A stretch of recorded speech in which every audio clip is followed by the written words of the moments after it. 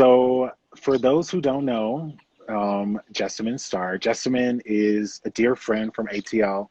And Jessamine, I wore my Littles hat from Oh, Cabbage Hump nice. for you today. Yes, yes. Um, and Jessamine and I are connected through dearly beloveds through mutuals in Atlanta. Great. But I first met Jessamine at the Food Book Fair in New York, I think. Mm-hmm. Yes. Shout out to Food Book Fair. Yep. And I think that was in 2019, if I'm not mistaken. We had Probably. Yeah. just recently launched our fourth volume of Whetstone, and you were like, "Hey, I'm from Atlanta. Yeah. I've I think I just got a food awkwardly truck was like, there." I'm from Atlanta. Hi. Okay, bye. Yeah. No, I want to be in touch with all Atlanta people. Yeah. And then through that, come to find out that your work was really encompassing and also really self-directed, which I really appreciated. Whether that was you in the kitchen or with your poetic ruminations on fruit, which we'll talk about. And then you had also self-published a magazine at that point as Yeah. well. So that's my relationship to you. I've wanted to work with you for a long time. I so value your brain, your perspective, your approach to the world, your love of the woods and the wilderness. So can you introduce yourself to the people by letting them know who you are, Sure. where you're from, and really just like your journey into the world of food? Um, I first want to say, same. I've always been an admirer and like on the same wavelength of seeing food as so much bigger than what we eat and looking at the history and the poetry of it all. But my history starts with buying a food truck with no real plan. My husband and I bought a food truck 11 years ago and didn't know what we were doing, but we bought it.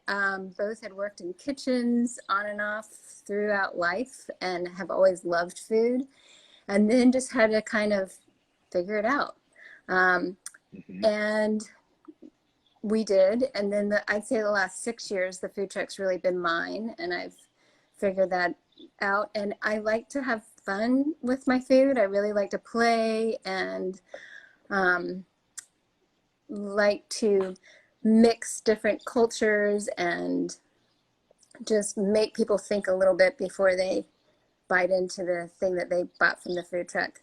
Whatever it Um, is. Can I just ask you about the food truck? Because yes, yeah. many of us, myself included, actually have at some point had a vision of owning a food Yeah. truck, of pulling up Yeah, and we all serving are food to like, it would people. be so easy and Yeah. romantic. And So, I, yeah, let's talk more about that journey in particular. well, it started very innocently. Like I said, we kind of accidentally bought a food truck. It wasn't we knew we had to do something, and that's what it happened to be. Um, and yeah, we all think that, yeah, you just pull up somewhere and sell stuff and it's great. And we did that for a few years, but found that catering was the way for us to have it be more of something sustainable, that I could really make the food that I wanted to make. Nothing against Diet Coke and chips, but that's not necessarily what I wanted to be in front of every day. So Hmm. by catering, we say this is what we're offering, and I could have more fun and play with people and Hmm. also talk to people more personally and be like, well, tell me what you like. Do you like carrots and beets? Well, let's make something with that. Um, Hmm. so it has evolved So, through the years. yeah. And I think that's a really good point too, like around food trucks and a lot of food service. Um, Catering actually ends up being a core part of the business, not just a supplemental part. Yeah. When you're talking about, feeding people. Okay, so post food truck, your culinary journey evolves, I think is fair to say. Yes. Yeah. Um, and so can you let us in kind of on what is Jessamine's kind of personal culinary ideology to food? What are some things you believe in as a chef? Um, I think I have a few different ones. First of all, I think food is just pure emotion. It is like the clearest path to emotion that absolutely nobody can deny. You can see it in children, in everyone, even in people that you would consider emotionless.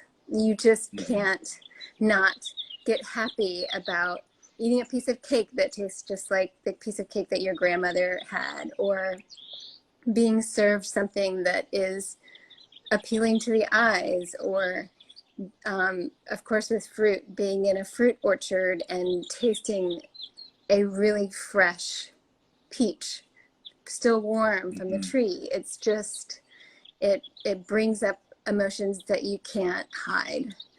So it's Mm-hmm. definitely emotional, and for me it's also very exploratory.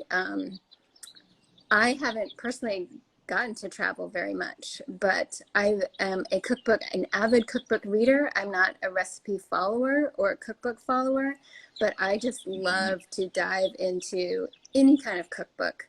It really doesn't matter. It can be casseroles or it can be Burmese, and just Mm-hmm. see not only the ingredients that they're using, but the way they describe what's happening while it's cooking. There's a great Indian cookbook where she was talking about boiling water, and instead of saying, wait till the water boils, she said, when there are an orgy of bubbles, then it's time to add the potatoes, and I that's love just, that. yeah, I just love that wordplay and description of things that way. So language, and I'm with you in food and emotion, and often a lot of the work that we do, I feel, is trying to intentionally connect people to the inherent emotions that they already feel, Hmm. and have maybe not even internalized.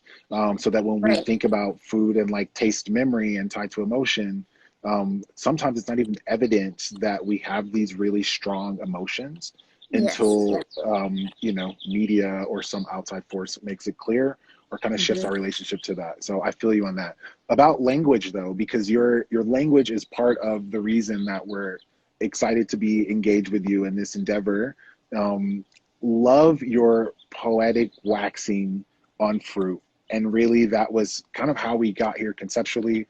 We Yeah. look at food origins as a means of understanding your both on Instagram, but also you had like a sort of installation at a favorite coffee shop outside of Hmm. Atlanta at Radio, where there was kind of like a collection of fruit to mirror your poems on the wall. So, talk to me a little bit about, if you don't mind, fellow poet, um, about your relationship to food and language, and what is the kind of exercise for you?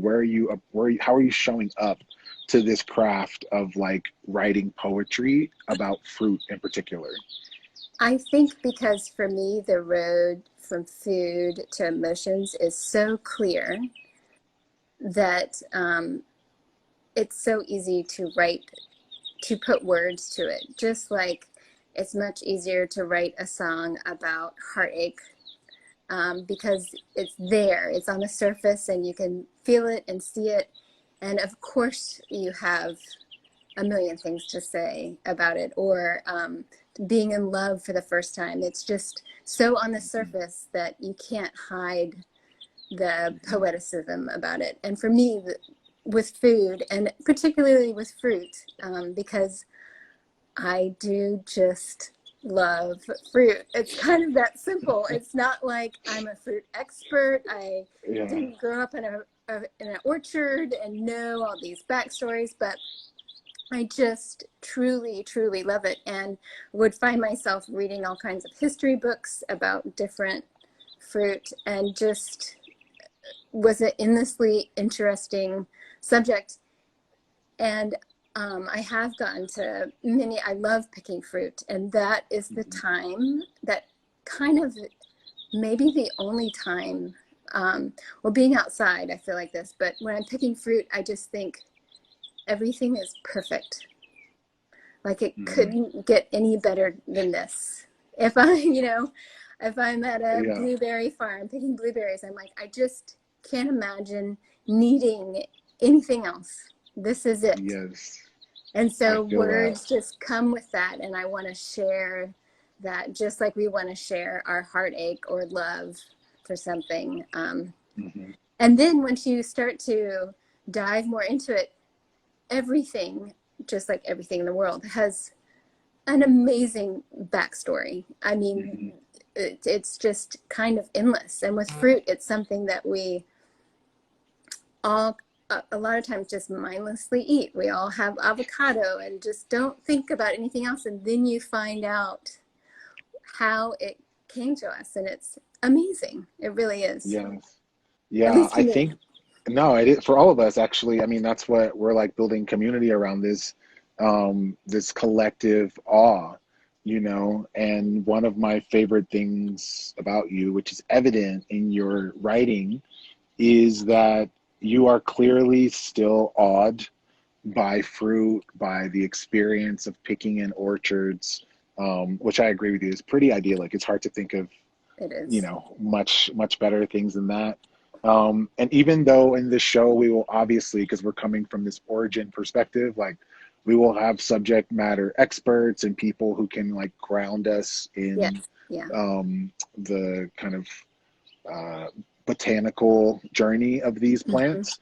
But for me, I think I'm more or equally as attracted to people who kind of embody that curiosity, because the curiosity and the awe is like the necessary raw material for real exploration.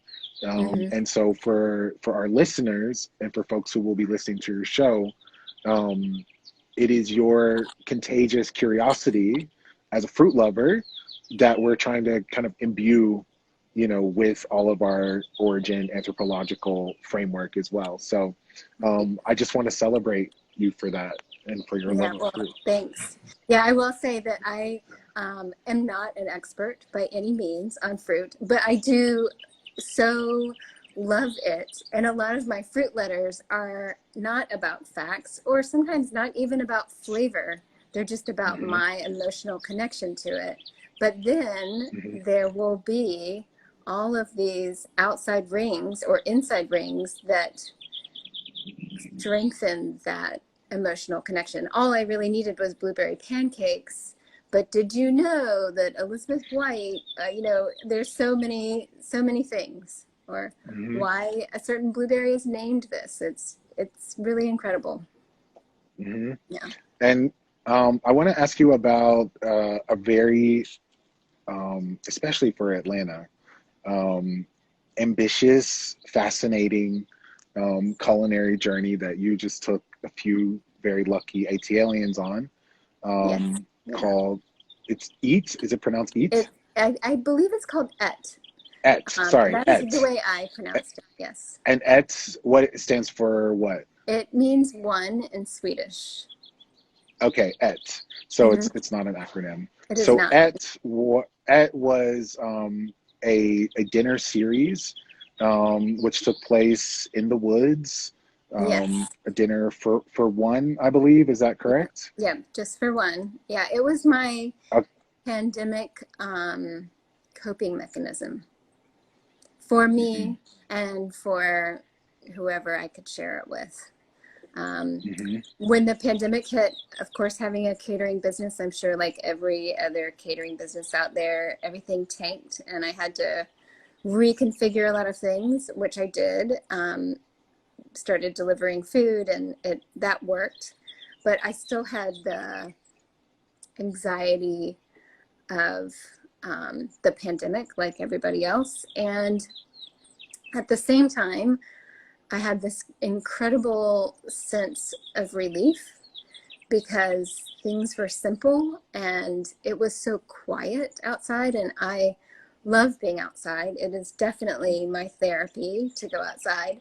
And being outside was tremendous. It was so wonderful. And I just wanted to share with people that yes, we're all feeling so anxious and there's so much unknown, but you can go outside and Mm-hmm.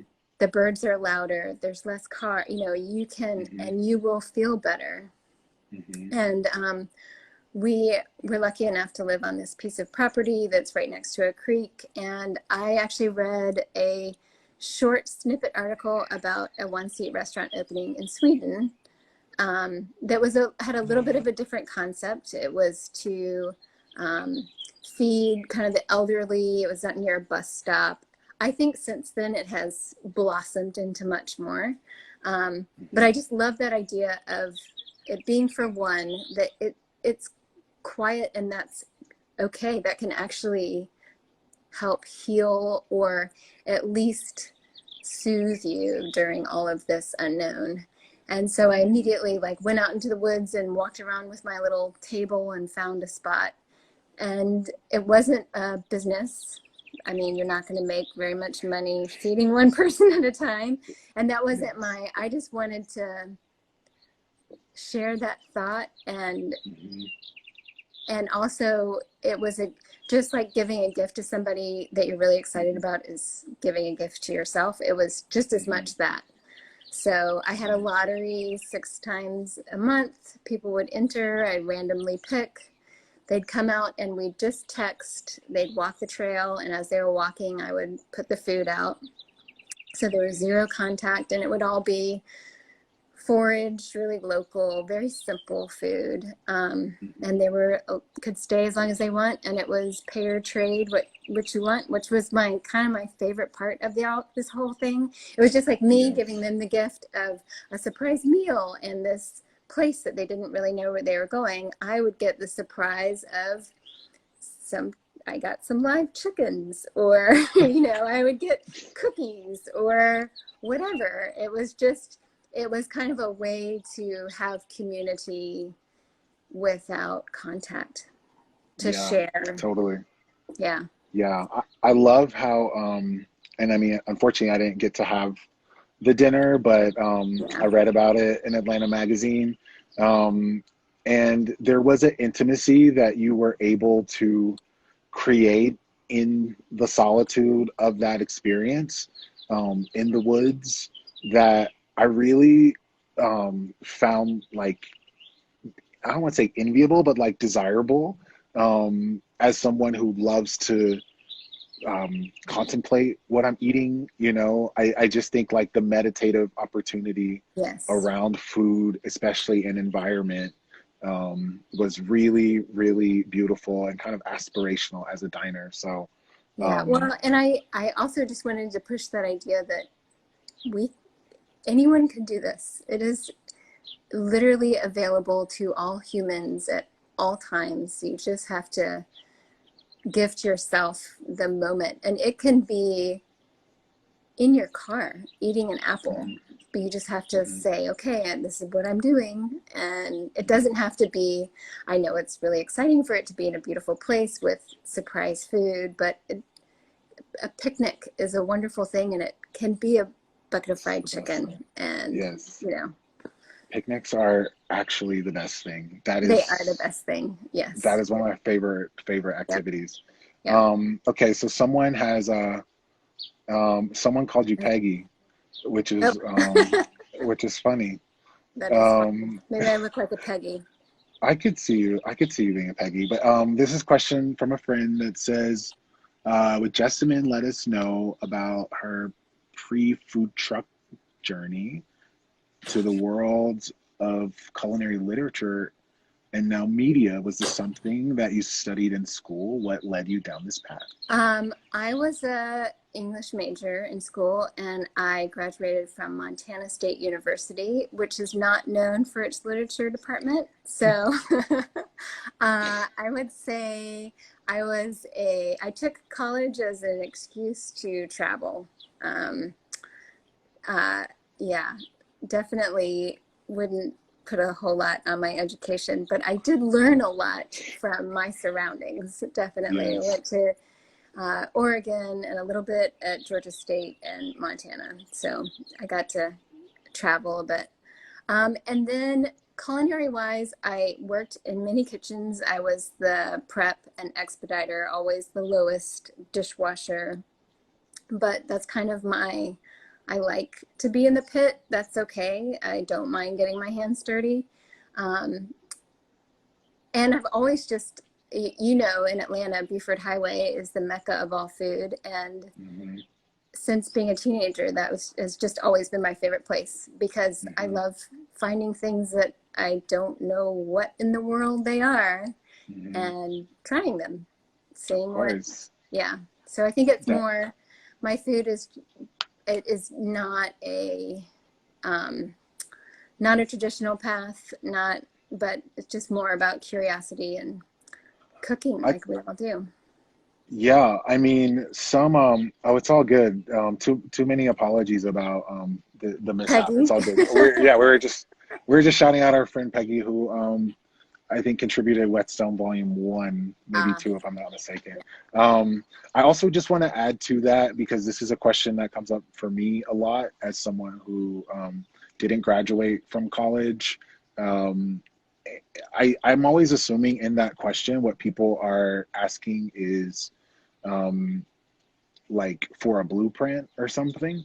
Right. And forgive me if I'm being presumptuous, but I think the main takeaway is that actually most folks who end up um, in food media did not end up in food media because that was their life's design. Yeah. Um, Yeah. and so I think many of our journeys, for me personally, for many of the people that we collaborate with, are very circuitous. And this is why I was emphasizing the awe and curiosity. Like, to me, that is so clearly the necessary ingredient, no pun intended, Yes. for whatever kind of career you want to have in food. The restaurant side of it is so grueling, as you know well. Yeah. And so I think people sometimes assume that, well, if I could just write about food, like maybe that would be a new way to relate to. And that it's not an easy transition coming from any industry, but most folks have come from other industries. And so the way that you end up in a position of kind of creating media around food or sharing ideas around food really is just a reflection most often, I find, of your own curiosity and awe and wonderment. Yeah. And the capacity for that to translate is very much just about the individual. And I think it's hard to kind of look at someone else's journey and be like, and make those like connections for Right. your own life. Yeah. I Um, think kind of universally impossible to see what one person's path. I mean, unless you're something very, doctor or lawyer, sorry, it's just um, you got to follow your own road. Gotta follow your own road. Someone asked if you could share one of your poems, which is a little loud maybe for IG Live with no Yeah. preparation. You can if you want to. Well, here's But what I will say. I okay. actually, I don't think because I'm on my phone right now and everything is on my phone. But you can go to my Instagram, which is Fruit Love Letters, and read your heart out. It's all there. So Yeah, y'all should read Jessamine's poetry at Fruit Love Letters. Really beautiful, humorous, insightful, like all the things. Great writing.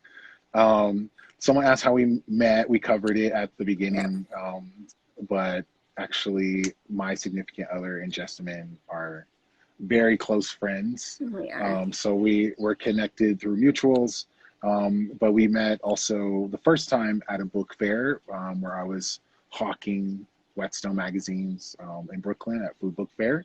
Yeah, and I I was have just really, being a gawker and had my little magazine that I had my cookbook with no recipes, and I never handed any of them to anyone, but I nervously walked around with a handful and was like, maybe I will. No, I didn't. I ended up actually going to a bookstore close by and just sliding them in on the bookshelf with the cookbooks. that's good That's for the my culture. introverted way of sharing my my content. Uh, Well, we're about to turn up the mic on you, so I hope you're Okay, ready for that. I am ready. Cool. Does anyone else have any questions? I'll give this last opportunity, but we just wanted y'all to meet Jessamine. And Jessamine, if you have anything that you would like to say to the people about your All I can say show, is about anything. I'm so excited about um, sharing what I discover, which I think will be new information to all of us. There are so many experts out there, and there's so much ready history for us to learn about that I've learned about a little bit, but I'm really excited to dive into more. I mean, it's really remarkable what's out there. You're never gonna look at a mulberry or a grape or a date in the same way. Yes, food origins, fruit origins. Um, Someone asked if, with all the, I love all the projects. Thank you. Um, it's hard to me to read the background. How do you keep a healthy relationship with social media? Oh, I don't. It's totally unhealthy. Yeah, I think Um, mine is too. Nope, sorry, I not don't have any. good. I Yeah. don't have any insight for you there. I think it's just, we're living in a moment, especially where individuals are increasingly becoming their own brands and entities. And I struggle with wanting to share all the work and important ideas and beliefs and opinions, and also hyping my friends and wanting to see what they're doing. And also just being like, what am I doing on here? It's Yeah. spending a lot of time on here. I will say, as much as I curse it, it has been a blessing. Like for my little restaurant at Hmm. how could I have told Hmm. anyone about Hmm. that? But it was Hmm. as easy as putting it out there. Hey, anyone want to Hmm. come? And then it just snowballed.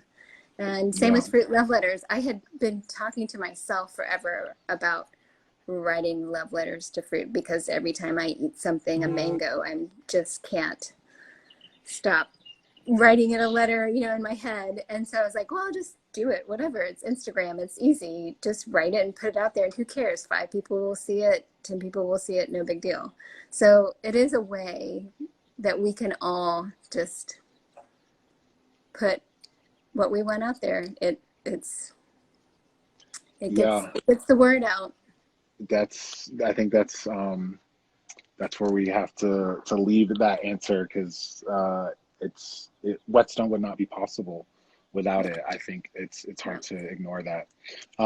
Okay, cool. Well, thank you for Thank everyone who you. tuned in today. Jessamine, I appreciate your time.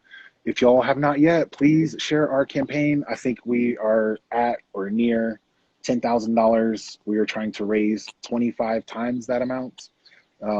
So we still have some ground to cover, but I appreciate the work that has been done for those who've shared. I thank you. Thanks again, Jessamine. Check us Thank you. out. I don't know. We'll be doing these, I think, over the next couple weeks. So we'll have more announcements around our Instagram Live series, and Fruit Love Letters coming this fall. Looking forward to it. Peace out, y'all. Bye.